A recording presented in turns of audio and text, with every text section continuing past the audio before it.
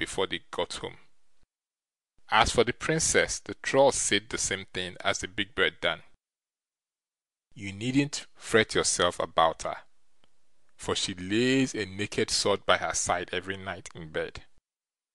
And now, if you don't believe what I say, said the Troll, you can go on board when they sail by here, and see for yourself. And fetch the sword too, for I may just as well have it again. So when they sailed by, another great storm arose, and when the king's son went on board, they all slept, and each princess lay beside her prince. But the youngest lay alone with a naked sword beside her in the bed, and on the floor by the bedside lay Rita Red. Then the king's son took the sword and rowed ashore again, and none of them had seen that he had been on board. But still, the king's son couldn't rest, and he often and often wanted to be off. And so at last, when they got near the end of the 7 years, and only 3 weeks were left, the Troll King said, Now you may get ready to go, since you won't stay with us, and you shall have the loan of my iron boat, which sails of itself, if you only say, Boat, boat, go on.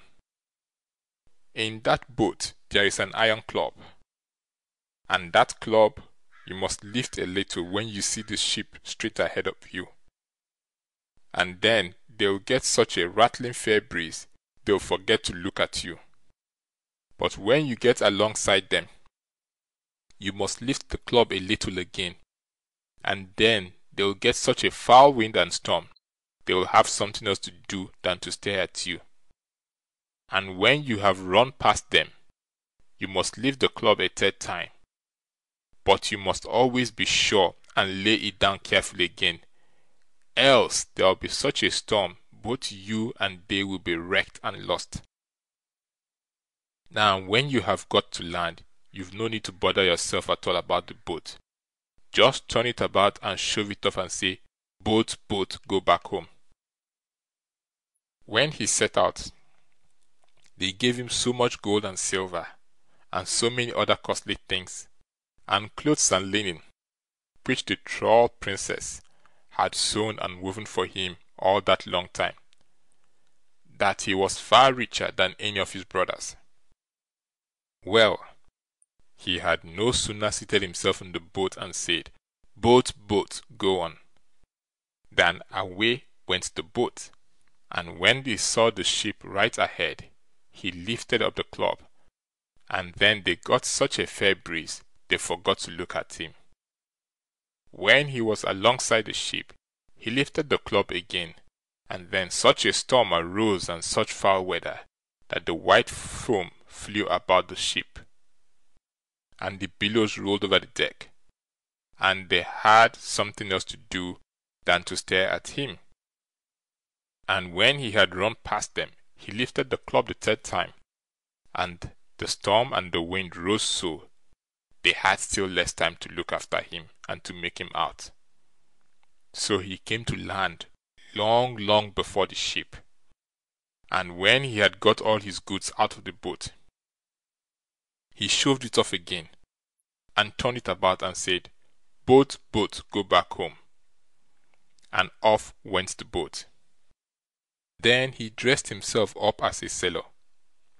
Whether the Troll King had told him that, or it was his own device, I'm sure I can't say, and went up to a wretched hut where an old wife lived, whom he got to believe that he was a poor sailor who had been on board a great ship that was wrecked, and that he was the only soul that had got ashore. After that he begged for house room for himself and the goods he had saved. Heaven mend me, said the old wife, how can I lend any one house room? Look at me and mine. Why, I've no bed to sleep on myself, still less one for any one else to lie on. Well, well, it was all the same, said the sailor. If he only got a roof over his head, it didn't matter where he lay.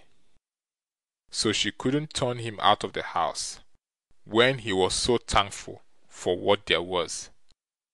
That afternoon he fetched up his things, and the old wife, who was very eager to hear a bit of news to run about and tell, began at once to ask who he was, whence he came, whither he was bound, what it was he had with him, what his business was, and if he hadn't heard anything of the 12 princesses who had been away the Lord knew how many years.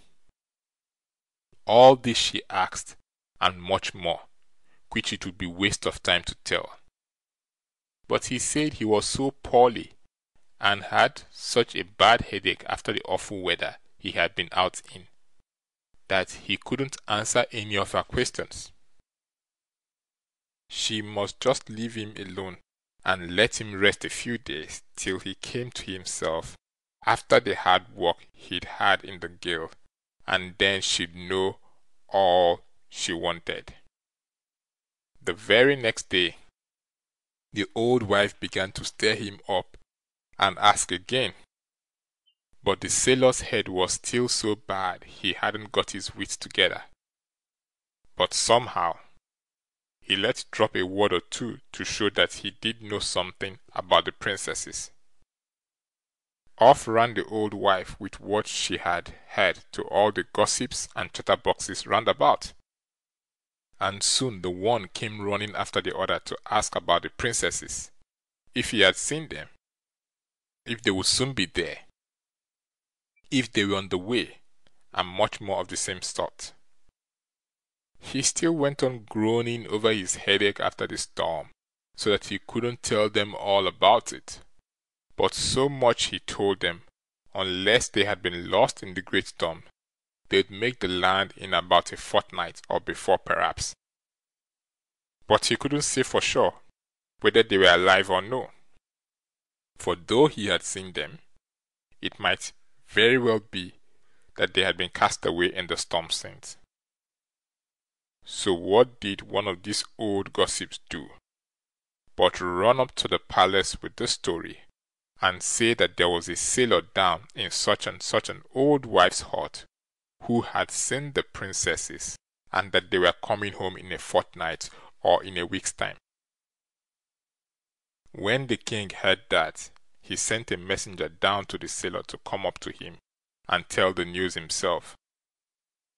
"I don't see how it's to be", said the sailor, "for I haven't any clothes fit to stand in before the king." But the king said he must come, for the king must and would talk with him, whether he were richly or poorly clad, for there was no one else who could bring him any tidings of the princesses. So he went up at last to the palace, and went in before the king, who asked him if it were true that he had seen anything of the princesses. "Ay, ay", said the sailor, "I've seen them sure enough, but I don't know whether they are still alive, for when I last caught sight of them, the weather was so foul, we in our ship were cast away. But if they are still alive, they'll come safe home in a fortnight, or perhaps before."